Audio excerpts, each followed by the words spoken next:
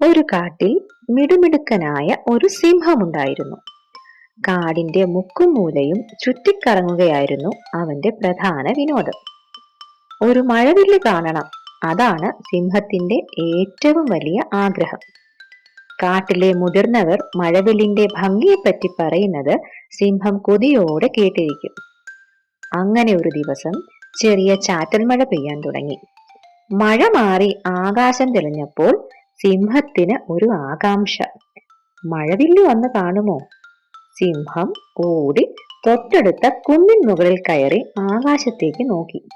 ഇല്ല, മഴവില്ല് ഇന്നും വന്നില്ല. നിരാശനായ സിംഹം തിരികെ നടക്കാൻ ഒരുങ്ങിയപ്പോഴാണ് ഒരു അണ്ണാൻ കുഞ്ഞ് സങ്കടപ്പെട്ട് മരത്തണലിലിരുന്ന് കരയുന്നത് കണ്ടത്. അണ്ണാൻ കുഞ്ഞേ, എന്തു പറ്റി? എന്താ സങ്കടപ്പെട്ടിരിക്കുന്നത്? സിംഹം ചോദിച്ചു. എന്റെ കയ്യിലിരുന്ന മാമ്പഴം മഴയത്ത് കാണാതെ പോയി.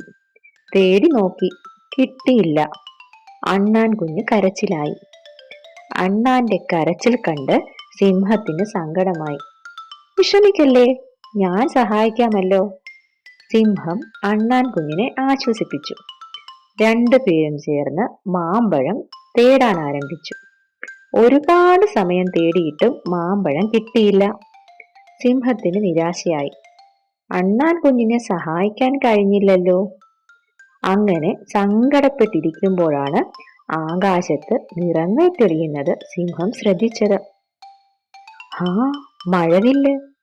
സിംഹത്തിന് സന്തോഷം അടക്കാൻ കഴിഞ്ഞില്ല. എത്രയോ നാളായി സിംഹം കാണാൻ കാത്തിരുന്ന കാഴ്ച.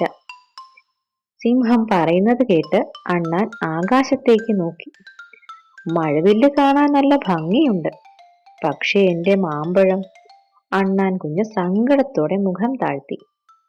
മഴവില്ല് കണ്ട് സന്തോഷവാനായ സിംഹം ആത്മവിശ്വാസത്തോടെ എഴുന്നേറ്റു.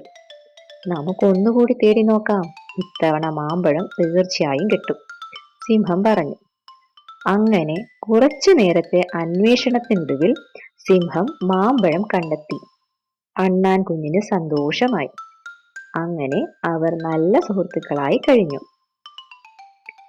സഹജീവികളെ സഹായിക്കാനുള്ള മനസ്സ് വളരെ വലുതാണ്. അവർ പ്രതീക്ഷിക്കാത്ത സമ്മാനങ്ങൾ ദൈവം നൽകും. അണ്ണാൻ കുഞ്ഞിന്റെ കണ്ണീര് കണ്ട സിംഹത്തിന് മാനം മഴവില്ല് കാണിച്ചു കൊടുത്ത പോലെ.